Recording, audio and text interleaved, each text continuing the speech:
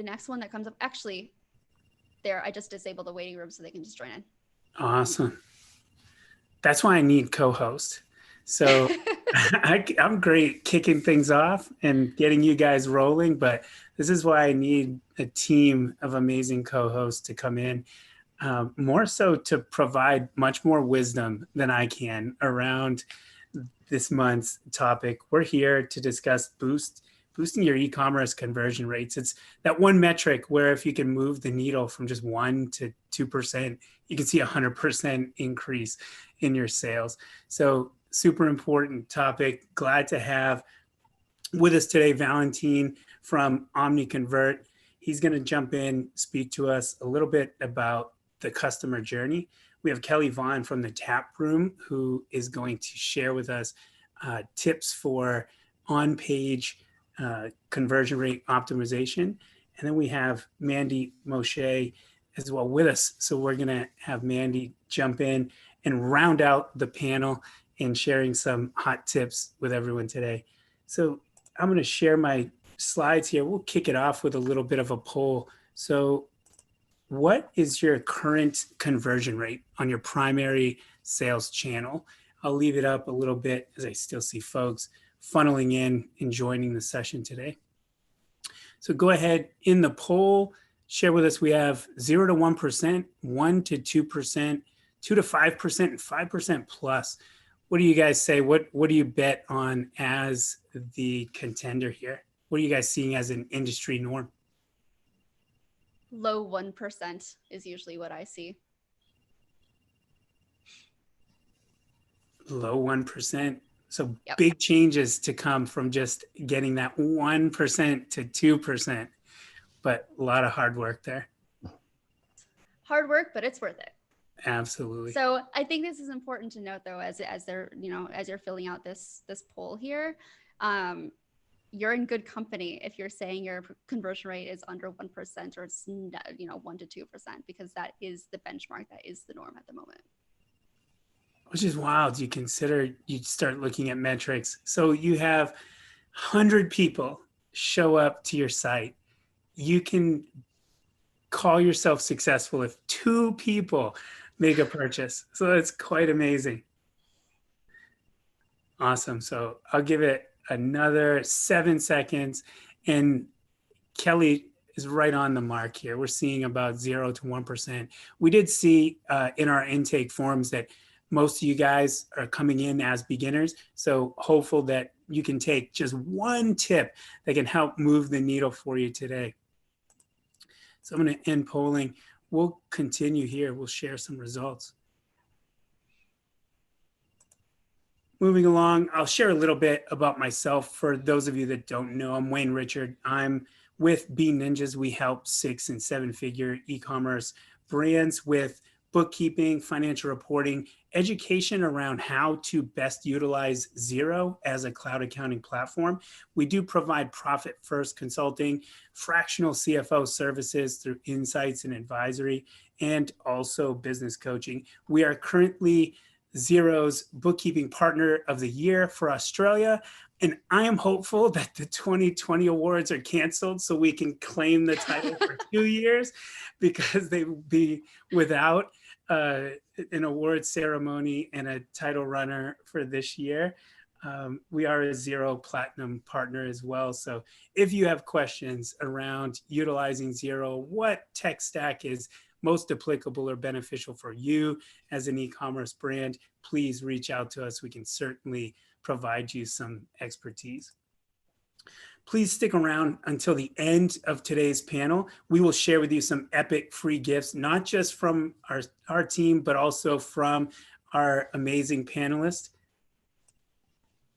Quick tip, we're going to use the chat function as well in Zoom. So if you have questions, don't be shy, post them in the chat. We have our community manager, Amv. He's managing the chat with us as well. So he'll be able to jump in, share. If we could, let's test it out. Where's everyone calling in from today? Share in the chat where you're joining us from. I'm currently in Tucson, Arizona, so I'll kind of kick things off. Kelly, where are you coming from? I'm in Atlanta, Georgia. Atlanta, Georgia. We have some folks joining from the Gold Coast of Australia, Sydney, Australia, Nashville, Tennessee, Phoenix, Arizona, just up the road. It's probably, though, 10 degrees hotter than it is here in Tucson.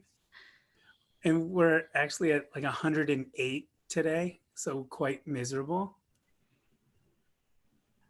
Once you hit 3 numbers there, I'm done. It's 94 here today in Georgia or in Atlanta, and that's too hot.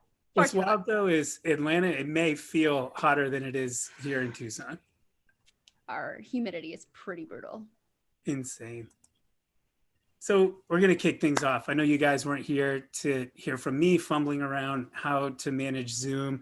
I want to introduce Valentin Radu. He is the CEO and founder of Omniconvert, a serial entrepreneur, data-driven marketer around topics of CRO and customer value. He is an international speaker, father, husband, and pet owner. I hope we hear what type of pet Valentin. He is the host of the eCommerce Growth Show, and he is based in Bucharest, Romania. If you could, I'm going to drop the sharing. Valentin, if you could join the share, pull up your slide deck, and kick things off for our panel today. Yes, sure. So hello everyone. I'm here from. I'm actually not in Bucharest. I'm in Transylvania right now, and it's a very cool spot, and it's not that hot. So here it's around 80 degrees maximum. So it's a pretty good moment. And in terms of the pets, Wayne, I'm taking care of a cat, of a dog, and of a turtle. But the problem is that I've been so lucky because right before the pandemic started, we've moved to a bigger home, and we have a way bigger courtyard. So now we've lost the turtle, and it's coming and going, and from time to time we are actually finding it. So yeah. So that being said, the topic that I'm gonna cover is a bit more strategic topic around customer value optimization. You might not be hearing about it. Of course, it's a part of the optimization, but it's giving a perspective over how a company actually grows. According to Jay Abraham, there are only 3 ways to grow any kind of business. You either increase the number of clients, you increase the average transaction per customer, or you get each customer to buy from you more often, so the purchase frequency. So while my initial growth e-commerce formula, because I'm a former e-commerce entrepreneur, and I've started back in 2007, my first e-commerce, and I've made the exit back in 2014. So I was initially guiding myself by looking at the traffic multiplied by the conversion and multiplied by the average order value. And for me, that was the initial growth formula. But as I'm getting wiser, I guess, my current growth e-commerce formula takes into account the number of customers, which means the traffic multiplied by the conversions, but also the ratio between the customer lifetime values and the customer acquisition costs. So you need to monitor these things early on, because if you don't, you will risk immensely, and you will see why. So things that are affecting the customer lifetime value are the RFM score, the recency, frequency, and monetary value, the margin, the customer experience, which can be captured by monitoring NPS and customer effort score. So there are some let's say scenarios, and I'm going to give you a quick walkthrough over these 3 scenarios: scenario A, B, and C. So if you have the traffic and you have the conversion rate, and I'm going to focus only on the 3 scenarios that you can have. So traffic is going up, conversion rate is going up, but you also have customer acquisition cost and customer lifetime value, and the variation, let's say the mix between them. So customer acquisition cost is going up, and customer lifetime value is going up as well. So if this is the case, that means it's too expensive to acquire customers. So you might focus on this aspect if you've nailed down your traffic and the conversion rate. But if you haven't nailed the customer lifetime value. So if your customer lifetime value is flat, then this is the most dangerous zone. And you're gonna see why, because I have an example from back in 2016 and 17, when one of our first customers um, made this made this error. Let's say they focused on doubling down the traffic and on improving the conversion rate. They were using our technology to do A/B testing and improve the conversion rate, but they haven't improved the customer lifetime value. And this is the most dangerous zone, because you can't see that. You're not guiding yourself by improving the customer lifetime value. And the next scenario would be the best one, where you hit the jackpot. You have traffic going up, conversion rate going up, customer acquisition cost going down, and customer lifetime value going up. So that being said, let me emphasize this. So growth is not the same as the growth generating factors. So I'm gonna give you this example of B Fashion. They got somewhere north of 11 million US dollars in annual revenue. They've expanded in 11 countries when I've met them at that time, and they got something like 90 employees. But the symptoms that they got were not that appealing. So right off after we've started our cooperation, I've been asking the founders how they were doing in terms of the CLV. They weren't monitoring them, and the NPS. So mainly the year-over-year CLV, once they've started to monitor it, was less than 20%. And the beauty of CLV is that you can start calculating backwards as well. The NPS was less than 40%, and the CLV over customer acquisition cost was less than 1.5, while their retention rate was less than 20%. So what does it mean? That meant that the business was not doing that well. So that eventually meant for them going out of business in just a few years, even though they've started so beautiful. So what is very important, and what I think it should be more important than let's say adding more traffic or improving the website to get more conversions, is to look at the habit forming. So what are the chances to place the next order after the first order, after the second, third, and so on. So if this is starting off anywhere above 30%, I think you're on a good path. So that means you have more than 3 out of 10 people placing the next order from you. And also another important thing is the trend of the customer lifetime value. Now we are now, let's say, obsessed about the customer lifetime value after we've discovered these let's say patterns in the data of hundreds of e-commerce stores, because once you monitor it, you have the chances to improve it. If you don't monitor it, you can't improve it. And there are also other aspects, like the trend of the customer lifetime value. If the historical one, so the one which is more easier to calculate, is going up, but the predictive one is going down, that means your business is in danger as well. So how to improve customer lifetime value? That means the customer value optimization methodology.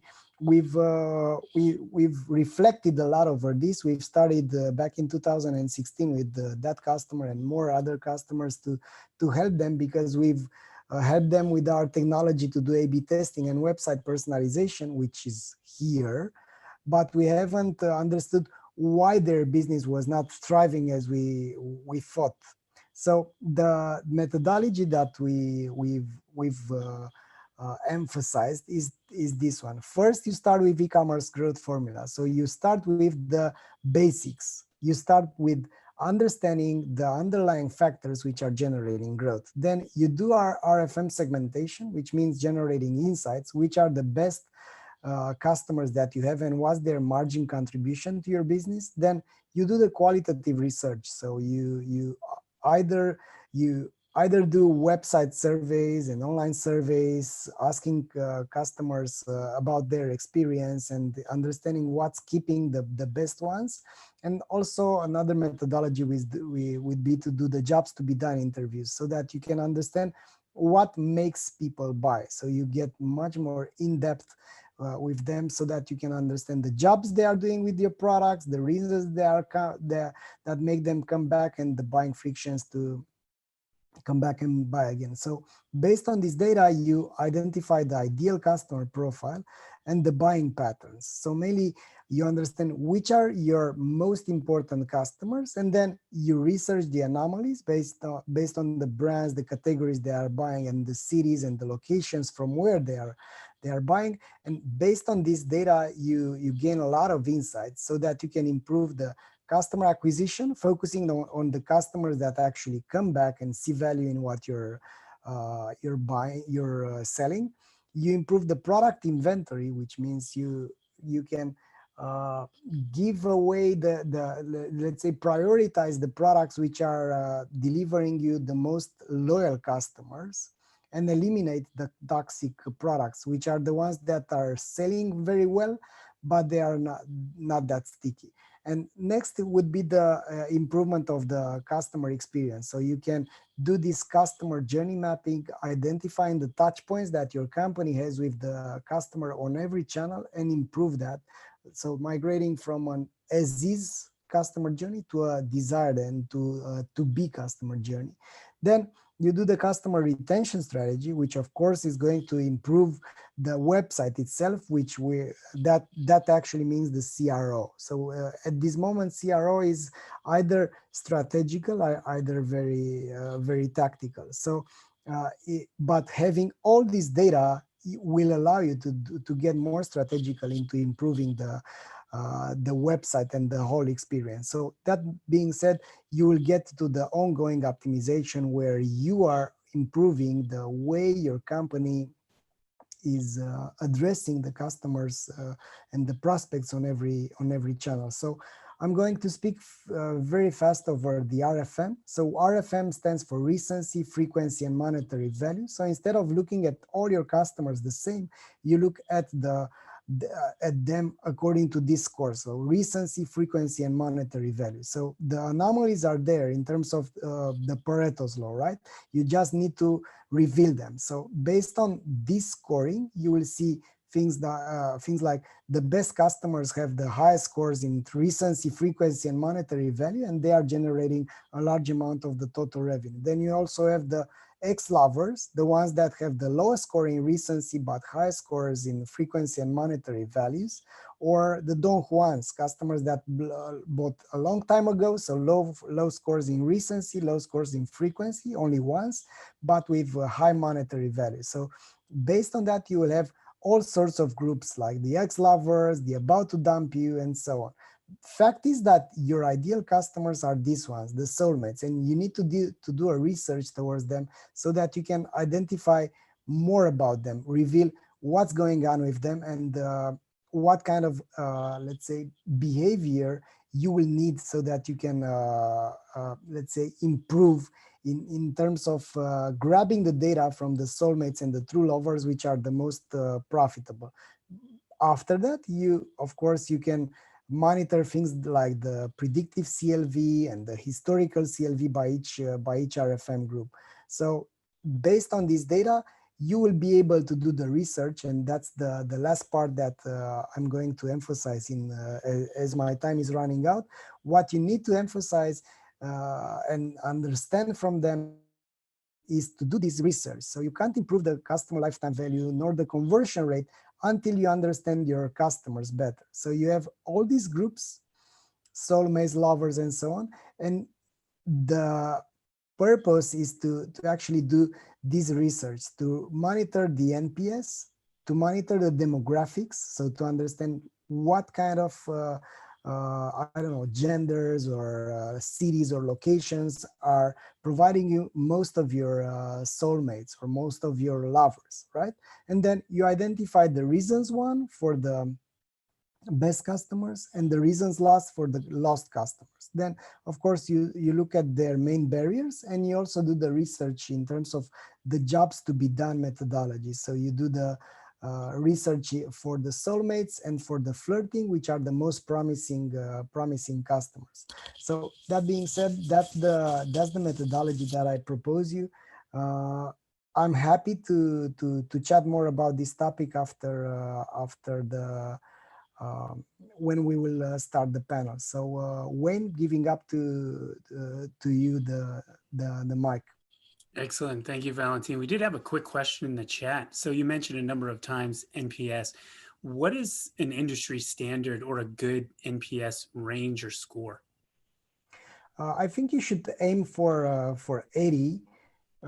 So the NPS, the formula means what's the percentage of of the promoters, so the ones which are rating you 9 or 10 on a scale from 0 to 10 in terms of what are the chances to recommend you to a friend, and minus the percentage of the detractors, the ones which are giving you a 0 to 6. So you will ideally need to go over 80 so that you are doing a fine job. But depending on what you're selling, that's also important. For instance, to have a negative NPS for a bank is not such a surprise. While if you are providing I don't know, other type of goods or products, it's okay to reach even 80. So we're having the privilege of seeing the NPS scores of hundreds of e-commerce stores, and we are seeing that the outliers are above 70. So around 20% of them are having more than 70, and these are the best customers. Excellent. And for those of you that have questions for Valentin, please share them in the chat and we'll cover these at the end as well. We'll allow for some time. So I'll come back to sharing my screen so that I can introduce to you all Kelly Vaughn. So Kelly is the CEO and founder of the Taproom, a Shopify Plus agency. She has helped hundreds of Shopify merchants build successful marketing strategies and map out customer journeys that convert. She is the co-host of the Commerce Tea podcast, and as she mentioned in the intro, based in Hotlanta, Georgia. She will chat with us today about how to optimize your store for higher conversions. Kelly, I'm going to turn things over to you now. If you can pull up and start sharing your slides, please. Yeah, there we Excellent. go. So I have to preface this with saying you'll never meet somebody from Atlanta who calls it Hotlanta. That is a purely out of state, outside of Atlanta thing to say. It's kind of funny. You actually go into the airport when you fly into Hartsfield-Jackson. When you're picking up your luggage, there's signs that say like, "Welcome to Atlanta. We don't call it Hotlanta." It's great. I love it. Anyway, I'll get to the important things here now. So I'm talking to you today about optimizing your store for higher conversions, specifically talking about on-page conversion rate optimization. So I was going to go through welcome and introductions, but that's been done. We're going to get into what is on-page CRO, understanding your conversion rate, how to analyze your site, and then bringing your focus back to Black Friday, Cyber Monday, because that's really what we're all prepping for right now. So what is on-page CRO? So conversion rate optimization is increasing your conversion rate by making incremental changes to your storefront, and very precisely talking incremental here. You're looking for any kind of barriers to conversion and resolving those barriers, and you're ensuring your customers understand your business and your products. Why is CRO important? First off, you'll understand again how your customers are interacting with your store. You spend so much time working on your store that you don't always really recognize how your customers are interacting with it. It'll allow your customers to have a better experience, and they'll be more likely to either purchase the first time or purchase again. And naturally, a higher conversion rate means higher revenue. So understanding your conversion rate. An important thing to note here is that you don't have just one conversion rate. What you see on Shopify, what you see on Google Analytics is a weighted conversion rate based across multiple browsers. So this is one of my absolute favorite reports in Shopify. If you're on the Shopify 79 a month plan or higher, you have access to this report. This is sessions by device. If you go to analytics and then sessions by device, click this edit columns button here, and you can add in the conversion rate. And you'll see some things here. By this store here is the last 30 days, they had 10,000 visitors to their store approximately. 80% of them came from mobile devices. On desktop, it was about just less than 2%. You're going to see things here like tablet and unknown. A vast majority of your customers are going to be these first two for mobile and desktop. you'll see a significant difference in the conversion rate. While the weighted conversion rate is 1.46%, mobile is 1.2%, and desktop is just under 3%. So the reason why I'm pointing this out is you might see, well, I have almost a 3% conversion rate. That's great. But if it's only less than 20% of your customers who are actually shopping and getting that desktop experience, you really need to be focusing on this mobile number right here. So if you don't have access or you're not on the $79 a month plan or higher, you can access this information from Google Analytics as well. So if you go to audience and then mobile and then overview, you're going to see the same thing. Different numbers here because it's a different store that I pulled at a different time. So just a side note there. Again, though, you're going to see almost 80% of their customers shopped on a mobile device. Only 17% of them shopped on desktop. Their conversion rate on desktop was 3.02%, but their mobile conversion rate was only 1.4%. So I like running this calculation by our clients just so they can see what kind of opportunity they have by improving their conversion rate, specifically on mobile devices. So going back to the original, like the previous slide or slideshow you saw, this was the basic version of the math, not including the customer lifetime value and cost of acquisition, because math can be difficult and I prefer to keep my math really simple. So you're first going to find your average order value. And in this case, I'm going to use an example of $50. You're going to pull up that conversion rate by device report, either on Google Analytics or on Shopify. And then you're going to run this calculation here. So it's going to be your average order value times your mobile sessions times your conversion rate. And I wrote down some numbers that I can use so I don't have to pull out a calculator here. So let's say your conversion rate is 1.5% on mobile. Your average order value is 50, and you have about 20,000 sessions a month for mobile devices. Multiply 0.015 times 50 times 20,000. That's about $15,000 a month attributed to mobile sales. Now, let's increase that conversion rate because that's the whole goal here. If you're below 2%, I love to say, let's bump that up to 2% and see what we get. So instead of 0.015, you're going to do 0.02. I can do math, I think, something like that. Yeah. 0.02 times 50 times 20,000 is $20,000 a month. So just by bumping your conversion rate on mobile up to 2%, you're now making an additional $5,000 a month. That adds up, and we're only talking about doing these minor increases to your conversion rate up to 2%. This is not counting finding ways to increase your average order value, increase your customer retention, increase just new customers as well. So this all adds up, it all piles on top of each other. So I'm going to discuss 3 ways to analyze your site. There's more than this, but these are going to be the 3 primary ways that we really focus on. The first one is heat mapping. So one of my favorite tools to use is called Hotjar. They have a free account, so you can sign up for it and start running these tests.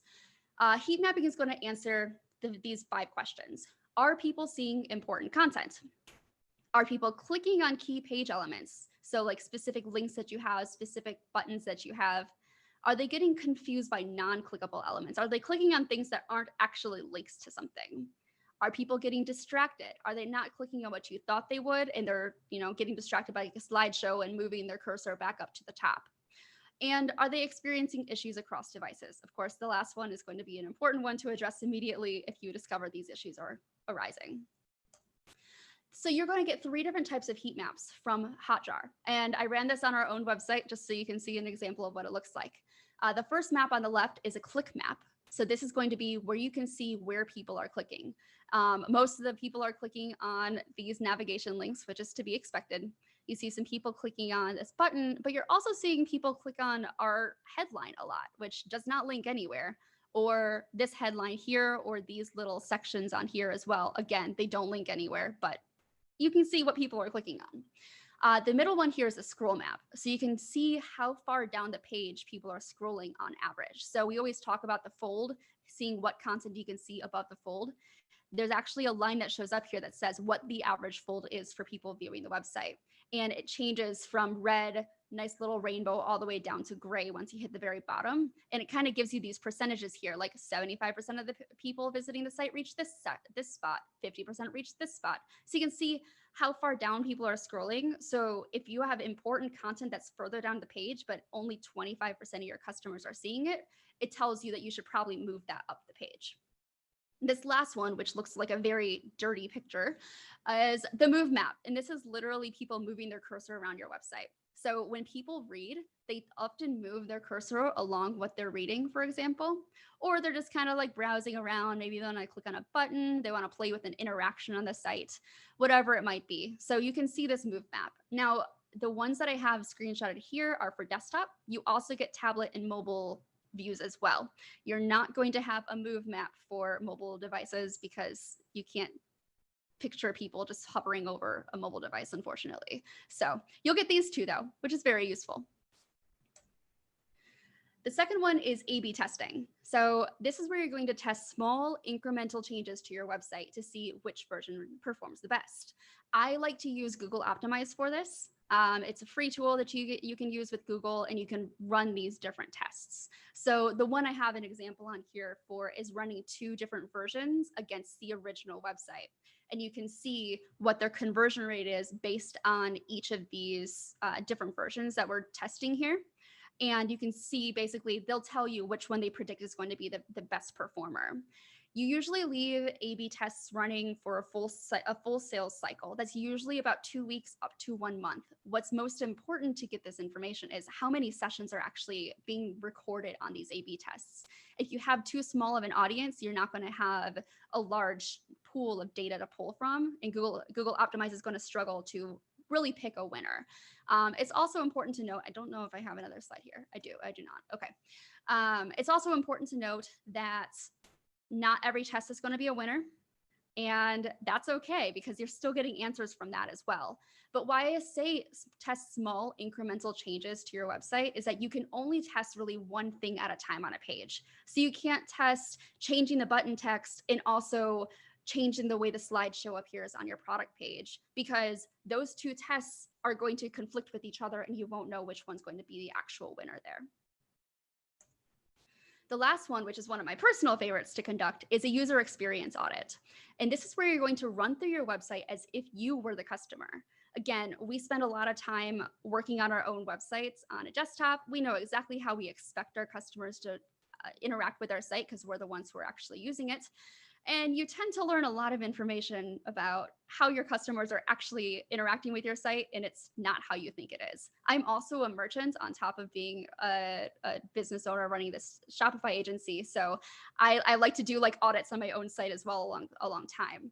So you're going to want to be paying most of your attention to the homepage, the product page, and the cart. These are the places that people are spending most of their time. They're landing on a homepage to get to your site for the first time. They're landing on a product page, potentially if you're running ads to point people to a specific product landing page, for example. And of course, you want to make sure that your cart is performing, because if people are adding to the cart, but they're not actually checking out, you're not going to get the results that you're looking for. You also want to review the copy that's used on your site. Does it make sense? Is it outdated? People are looking for content right now, such as on COVID-19. Are you still shipping? Those are the kinds of things you're looking for in the UX audit. You also want to review your FAQs. So this is going to be, I usually recommend taking a look at what questions you're getting from customers via email, via chat, whatever it might be.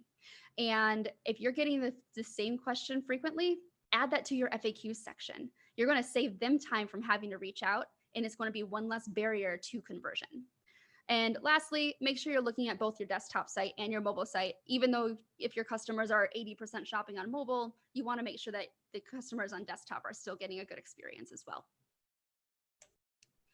Lastly, bringing your focus back to Black Friday, Cyber Monday. So what is it that you should focus on right now when you probably have a lot of things going on? We're all trying to figure out how to run our businesses in a pandemic and everything. So first of all, why is Black Friday, Cyber Monday different this year?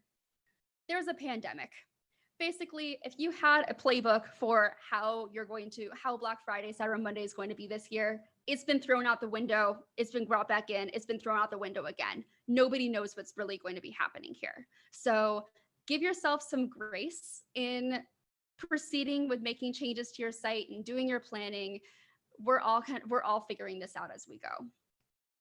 Customers are also going to be more mindful with their spending. So, they're tighter budgets, more people have gotten laid off, things like that. So making sure you're putting the right products front and center is going to be important, for example. And also large companies are shifting their marketing focus to online.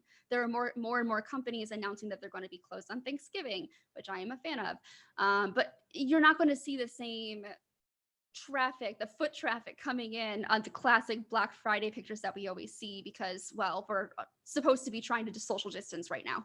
So you're going to see a lot more push from these bigger companies going online, which means there's going to be a lot more competition there. So where should you focus your efforts? I'd start with mobile optimization. We ran through that customer or the conversion rate example, see what kind of money you're leaving on the table just from your mobile conversion rate. That's where I would start. Second, site speed optimization. If your site is slow, people are going to abandon it. They don't want to wait around for the page to load. Revisit your copy. Again, this was part of the UX audit. Make sure all your copy is clear, your product descriptions make sense. If you're selling things like apparel, you include information about how to care for the item. If you're selling anything that's food, make sure you have allergy information, nutritional information in there. Make sure you have all the information available to your customers so they can make that decision. And lastly, consider your shipping rates. Make sure or consider testing like if you're not doing a free shipping threshold, consider trying that out and seeing if that works for you. That's my my little presentation here. So I will turn it back over to you. Excellent. Thanks so much. So we have a number of the recommendations that have been showing up in the chat. I was curious too, how do you pick what to test first? I try to see, I basically go for the low hanging fruit. What is going to make the most sense that to me might have the greatest impact? What am I personally questioning? I actually had about 6 more slides on A/B testing that I removed for the sake of time, naturally. But that kind of goes into more detail. So when you're running A/B tests and determining what to test, you're writing a question, you're going through the full process of basically creating a SMART goal. Make sure it's measurable, make sure it's specific, make sure it's time bound, everything like that. There are a couple more letters that I'm missing in there. But then you're going to do the research to figure out what is it that I should focus on. Does this make sense to actually study? You're going to be looking at quantitative data, your conversion rate, the clicks, the heat mapping results, but you're also needing to do qualitative data. That means you're going to be speaking to your customers. You're going to be analyzing your customer support tickets, things like that. You're not going to get that just like flat numbers from. Based on that information, if you feel like customers are asking the right questions, that they're just like, do I get free shipping or, whatever it might be, that's when you start figuring out what you're going to test. Some examples that we often test are going to be changing the button text from add to cart to add to bag, which seems like a small thing, but for some businesses, it does have an impact. Adding a free shipping threshold bar to the top of the screen. If you scroll, does it stay stuck to the top of the screen or does it stay up there? Does that have an impact on it? Adding that add to cart button on the product page on mobile to stick to the bottom of your phone. So you're scrolling through the product page, but you always see that like quantity field and the add to cart button. So you can always add it. Those are the kinds of things that we're testing to see if that has an impact on your conversion rate. Awesome. Well, thanks so much. So if you drop the share, I will pick it up. Yes. And be in the position to introduce to you all Mandi Moshay. She is the Director of Retention at CommonThread Collective. She is based in Portland and has been managing retention marketing campaigns on both the brand side and at agencies for over a decade. She will chat with us today about don't wait a lifetime for lifetime value, leveraging email and SMS to drive conversions and fuel growth.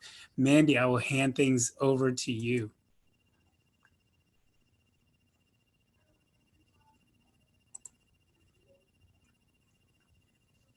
Cool.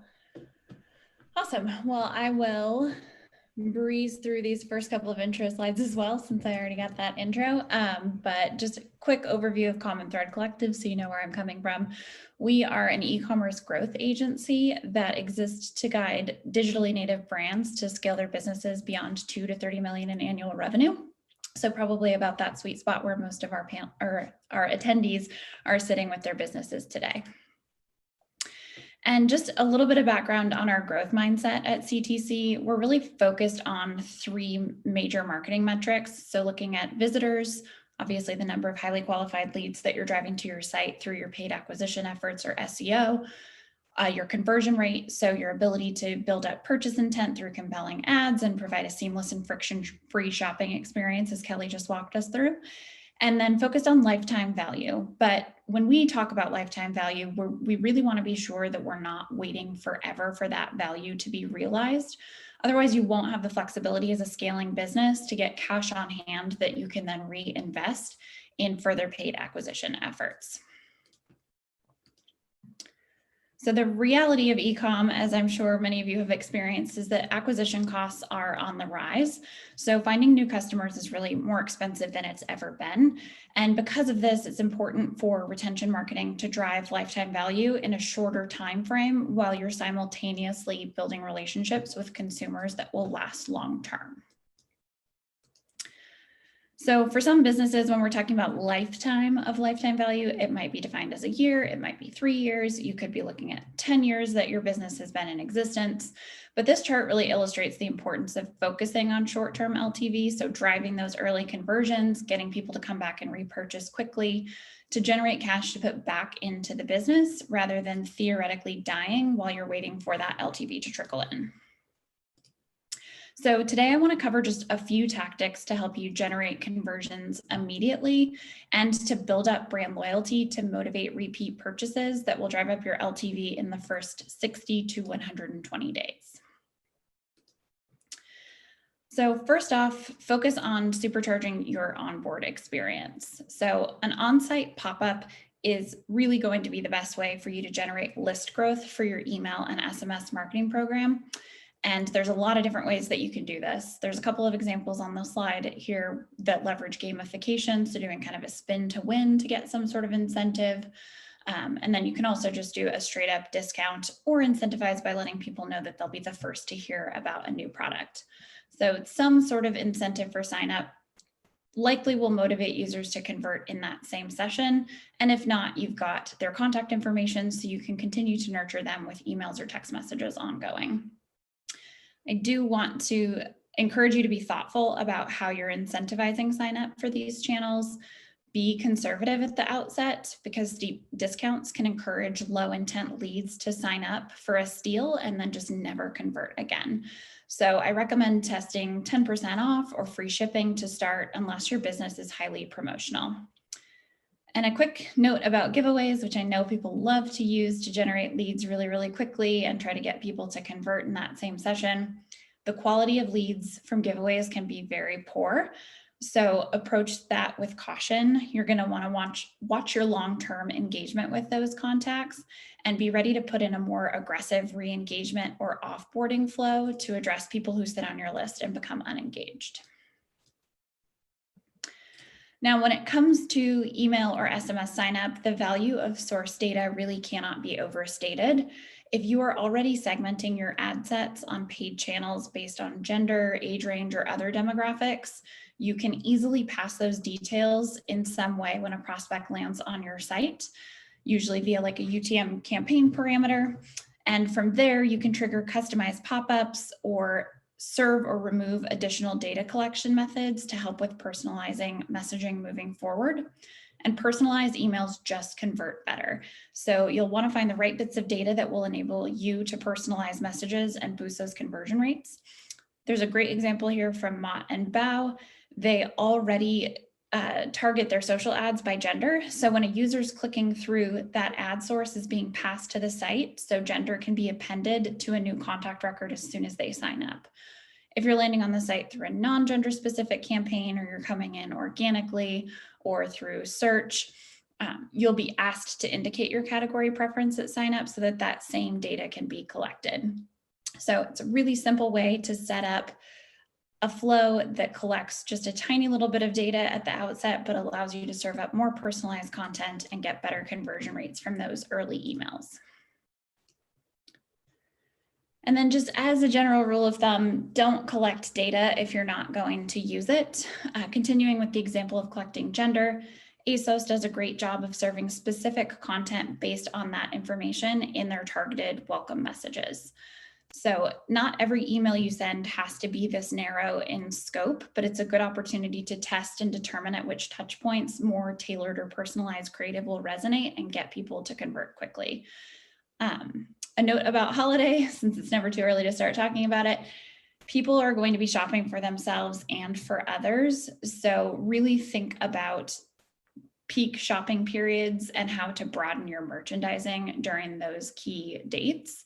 So be cognizant of showing your full breadth of products and capitalizing on people that might be shopping for others. So really be thoughtful about your approach and personalization and making sure that the merchandising spans categories when there might be people shopping for other people besides themselves. So gender is an example that I'm talking through today, but you can segment by source as it makes sense for you. So if you're using Facebook lead ads for growth, the contacts that you're capturing on Facebook might need more branded messaging than somebody who lands on your site. Or if you're leveraging influencers to drive acquisition, you'll want to carry their presence through quotes, images, or videos in your welcome flow. So spend some time thinking about the channels and methods through which you're acquiring customers and how you can better tailor the onboarding experience to show them that you know who they are and to motivate not only an early conversion, but some strong brand affinity at the outset. And then second tip is to build relationships post-purchase. So think about what you expect to happen after you make a purchase online, and think about how you would react if you didn't receive a confirmation email from the brand after you converted. So transactional emails are the only emails that customers are actually upset about if they don't receive them. Now, on the flip side, think about how excited you are to open a shipping confirmation email. These emails often get opened multiple times as people are clicking through to track their order and see how it's progressing. They're in peak anticipation mode, looking forward to new product arriving. And this gives you a lot of opportunity to create a more delightful experience for your consumers, which is going to motivate them to come back and buy again. Many retailers fail to even execute basic branding on their transactional messages. A lot of them will just turn on whatever's automated as a template in Shopify. So it's definitely a missed opportunity. You've got your customers' undivided attention, and you can potentially drive a very early second purchase, or at the very least build up brand affinity that will prime them to return in the future. So before I speak to this example, in many cases, transactional emails are going to be triggered from a separate system than your marketing emails. So maybe you're using Shopify for transactional and Klaviyo for marketing messages. It's vitally important that you consider how transactional and post-purchase marketing messages are working together to build excitement about the impending delivery, and make sure that you're building up anticipation and that you're not blasting your recent purchaser with an email every single day.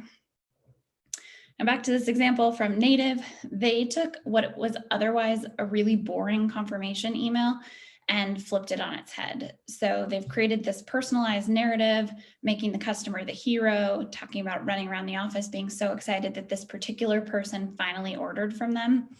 And this is such a simple execution. It's a text-only email. It doesn't take a lot of creative resources to put together, but it's really entertaining, and it adds a level of humanity to the brand, and it makes you feel like you've got a relationship with them, like they know who you are, and it's going to make this user want to come back and convert. And these examples from Nugs showcase not only how to build excitement in a post-purchase series, but how powerful the interplay between subject line and email creative can be. In addition to their creative execution of the standard transactional touch points, they're following up in a post-purchase series about 4 days after the delivery with an urgency-driven promotion for a new product. So this is enticing that customer to come back and reorder while the excitement about their recent purchase is still top of mind. So it's timely, it's urgent, and it's strong in personality, which allows the customer to get to know the brand and feel more connected on a personal level. And finally, incentivize reviews. So oftentimes brands will include a review request in their post-purchase series, which means the request might come too quickly after a contact receives their product. So be sure to allow enough time for your customers to use and grow to love products before asking them for a review. If they get it too early, they're probably not going to come back and rate the product. And worst case, they'll rate it with little to no experience with it. And those reviews are pretty useless. I'm sure you've seen them. I got it so far it looks good. It's just a completely worthless review and it's not going to help your brand. So ideally only ask for reviews after a customer's second purchase and beyond.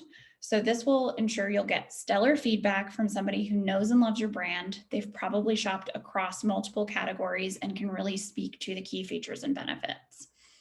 Now, these examples in Bamboo Earth, I want to call your attention to the message on the far right. The brand actually solicits video reviews in exchange for a $50 gift card. So they're leveraging their customer service help desk to guide customers through a video submission process and even providing tips on how to shoot it. So you're probably asking, is it actually worth $50 to get somebody to submit a video review? So aside from the worthiness of rewarding your customers for their feedback, this content can be leveraged across both acquisition and retention campaigns to increase your conversions. So you can include video testimonials in your welcome emails for cross-sell, upsell campaigns, or for replenishment campaigns, or feed relevant reviews into cart and browse abandoned messages to lend some social proof and motivate conversions there. But most importantly, these pieces of content are acquisition gold. So you can use the testimonials of your most loyal and enthusiastic customers to generate new business via paid ads. So that is about my time, but there are a ton of additional tips along this same line in our full e-commerce customer retention guide that you can download for free on the CommonThread.com blog. Excellent. Thanks so much, Mandi, for sharing. If you could drop your share, I'm going to pull up the slide deck, and now is your time as an audience. What was the most valuable piece of hot tips shared with you today? Go ahead, share in the chat. And while you're out there sharing, if you could, quick tip, we will leave the chat open as well for questions. So as you have questions, feel free, please share them in the chat section. We have our community manager monitoring the chat and helping us alongside and understanding what questions are there. We have our first question. Before we get to questions, I want to share with folks a free bonus for everyone that's stuck around. We have gifts from all of our panelists. From Omniconvert, we have a Reveal, the customer value optimization app. Go check them out. The link provided will get you access to all these free. We have a guide, Start Prepping Your Shopify Now, a successful Black Friday, Cyber Monday from the Taproom agency. We also have e-commerce customer retention, 10 strategies that don't take a lifetime from CTC. So go ahead, utilize the link. We will drop it in the chat, right, Amp, so folks can pay attention and grab those free gifts. We also are offering a Get Cash Confident assessment. So schedule a free Know Your Numbers audit call. Go ahead to check out our e-commerce recession impact report. We have insights from many of these folks that have shared some of the impact that brands have seen throughout the last 3 months.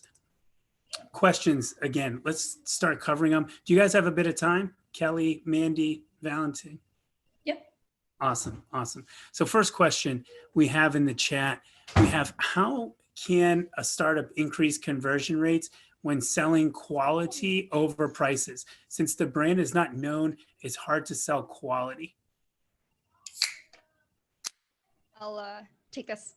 So it's important to understand, if you have a higher price point product, you're likely to see a lower conversion rate, and that is completely fine. A lot of people love to window shop for expensive things, and they don't have any intention of actually buying.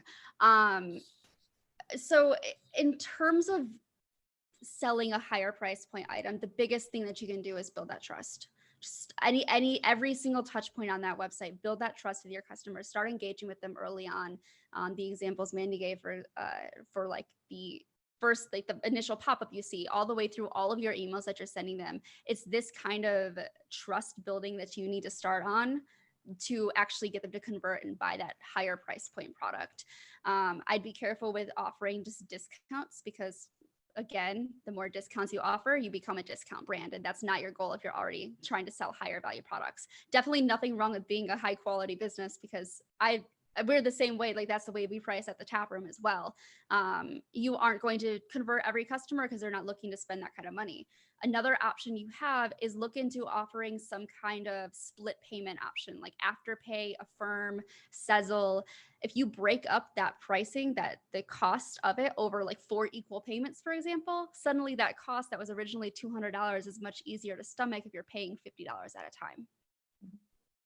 I would just add to that, anything that you can do to remove anxiety from the purchase process is some of the things that Kelly touched on, but having any guarantees or your return policy really front and center, particularly through the checkout flow, can be helpful. Anything that you can do to create content that speaks to the way that your product is produced or why it's so expensive, like what's the quality that you're getting in exchange for that investment, can be a huge value add as well. And then just pay attention to the landing pages where people are converting. What information are you presenting on those pages that seems to be most compelling? How can you drive more traffic to those pages? How can you carry that content through the rest of your site? And just try to make those little incremental changes, and collectively they can really add up.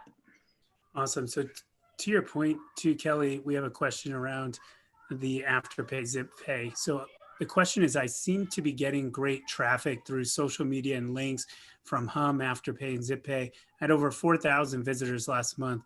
Conversion rate, not so fabulous. Of 150 adds to cart, I'm getting 30 checkouts. What can I do to improve? Maybe one top hot tip that they can implement today. So a lot of the reason why people abandon a cart at checkout is because they didn't know how much they were going to have to pay for shipping. Make your shipping policy front and center. I actually added a small snippet of it on our client sites on the product page below the add to cart button. So it is very quick, easy to see what is your shipping policy, what is your returns policy. That's going to help tremendously on your conversion rate if you're seeing people add the item to the cart, but they're not actually completing that checkout process. That's usually one of the biggest reasons why they're dropping off. Awesome. So we had some feedback here. So too many great things said today. Hotjar, duh, why didn't I think of that? The whole data analytics from Valentin was amazing. Kelly's stuff was filled with gold. I loved everything Mandi said. Stellar job, team. So another question we have, how can a startup increase conversion? We covered that one, sorry. Favorite no-code landing page software was a question. Maybe Valentin or Mandi, do you have insights around no-code landing page software? I do not. Sorry, guys. Well, I think Instapage, we used to work with Instapage, and they done a very good job. Excellent. So we have our next question. When to use a 2-page funnel, pre-sale page, then a product page versus a single landing page? I can answer to that if you want. Do that. Awesome. Take a stab at it. I think the answer is when it works. So you should test that. Test, that's right? the perfect example to do A/B testing. Exactly. Exactly. So unless you do A/B testing, you will never know. But of course, you need enough traffic, and so mainly you need to get to that significant statistical significance first. So that's a good question. I mean, what is a good volume to test around? To reach statistical Yeah, to have significance, good insight from the test. You need to reach at least 95% statistical significance from my perspective. We've done this analysis our experience was first as an A/B testing tool, and we've started 7 years ago. We've got something like 45,000 experiments, which were run with our software.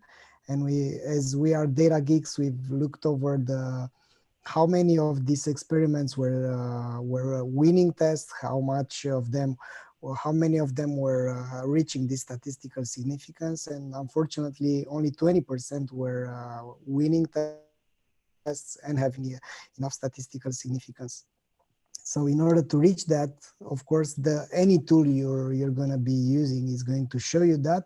But if you are early in this game of conversion rate optimization, you might want to jump right over to implement that experiment. So don't do that. That's a big no. So wait for the statistical significance to happen before implementing that experiment as the winning one. Excellent. So based on tools, it probably plays into the answer to our next question. So the question was how to customize email flows to prospects based on different interest areas. Yeah, definitely. So I would say to the extent that you're able to, at a minimum, tailor your welcome series based on interest, you can get really great lift in conversions by just displaying categories that somebody's indicated interest in, or the source from which they signed up, which I talked about a little bit earlier. But it's definitely something that doesn't scale unless you can figure out how to populate that content dynamically. So a lot of email service providers have built-in dynamic recommendations that you can leverage that will display products that somebody has either purchased before or browsed before. There's some that have trigger rules that can show bestsellers if you're not sure what they're interested in. So I'd say find a way to make it scalable so that you're not having to do that sort of really manual product merchandising in all of your emails, and also test into it. There's definitely been some surprising tests that I've encountered running email campaigns where we segment based on preference, and it makes no difference than sending just a blanket cross-category merchandised email. So test the approach and determine where it makes the most sense, where the juice is worth the squeeze if you're having to do it manually, and look into tools that will help you to do it dynamically so that it scales without you having to manually merchandise every email. I wanted to quickly jump back to the conversation about conversion rate optimization and the sample size. So I linked a website here by Evan Miller, where basically you put in what your current conversion rate is and what your minimum detectable effect is. So what is the smallest effect that is going to be detected? Make sure your statistical significance is set to 95%, and it's going to tell you what your sample size needs to be per variation to kind of give you like a baseline data of the absolute minimum traffic that you need to see in order to hit that statistical significance. So could be an interesting tool for you to use.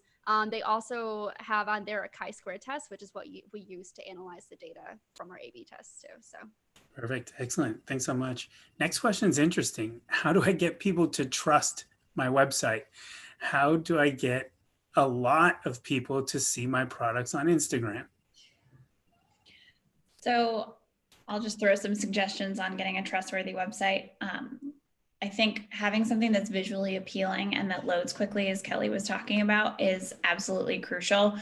If you have mistakes on your website, or it loads really slowly, or you have links that you can't click, it's frustrating and people are going to bounce just from the bad user experience. But it also just looks like maybe you're being phished, like somebody threw something together that's just kind of a mess.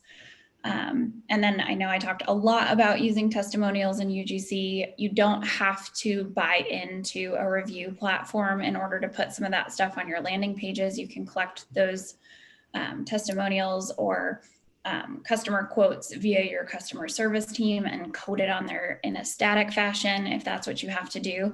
But adding some of that social proof definitely helps.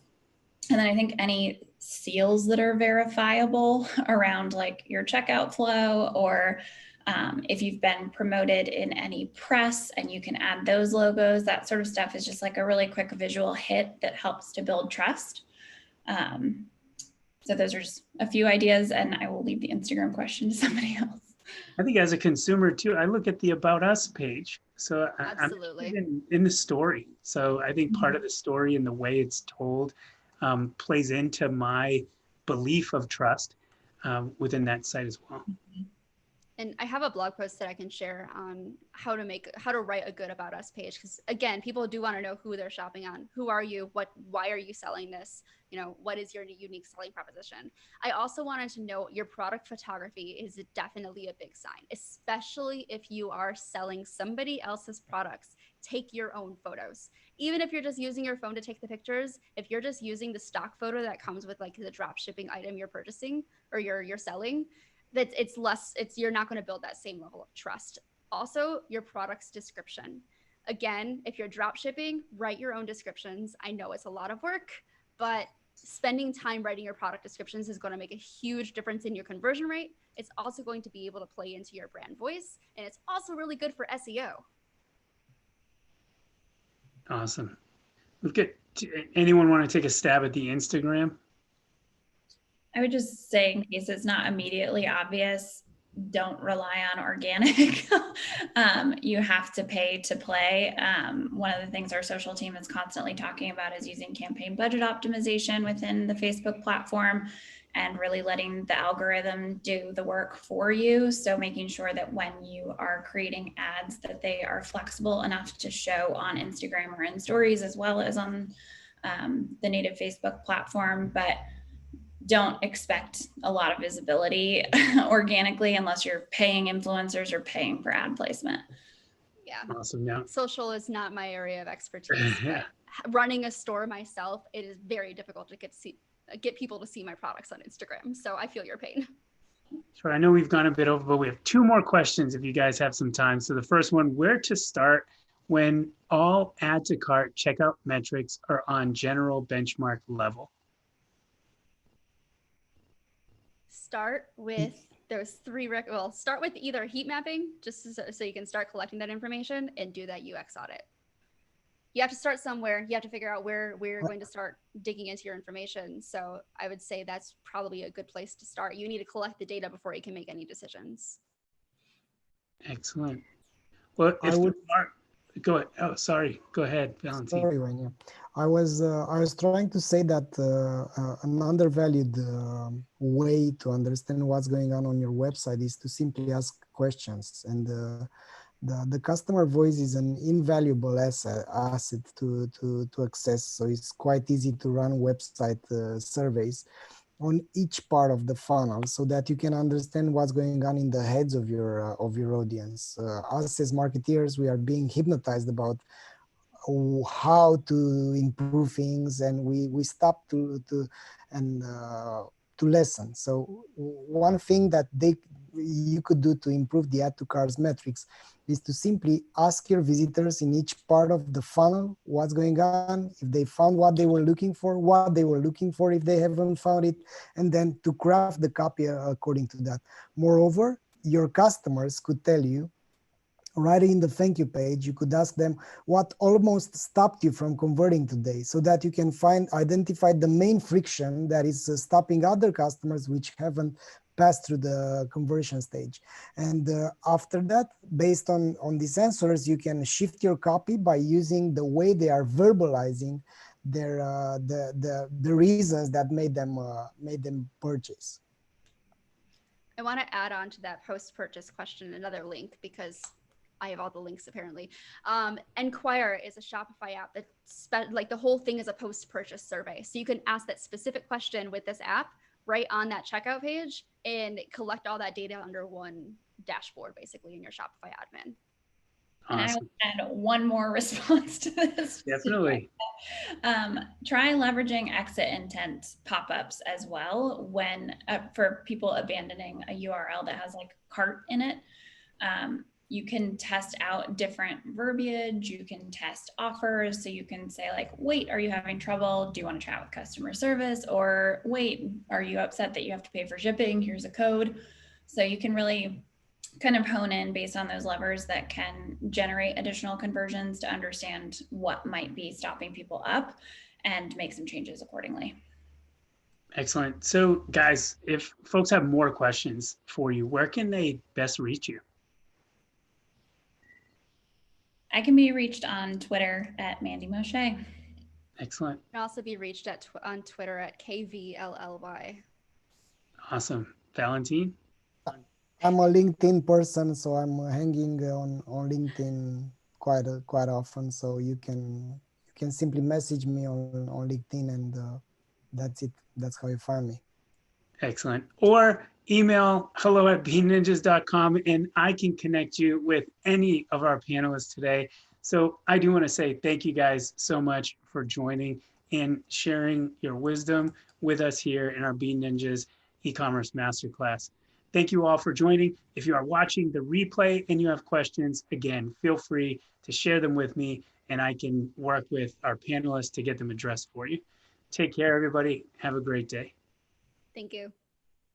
All the best. Bye-bye.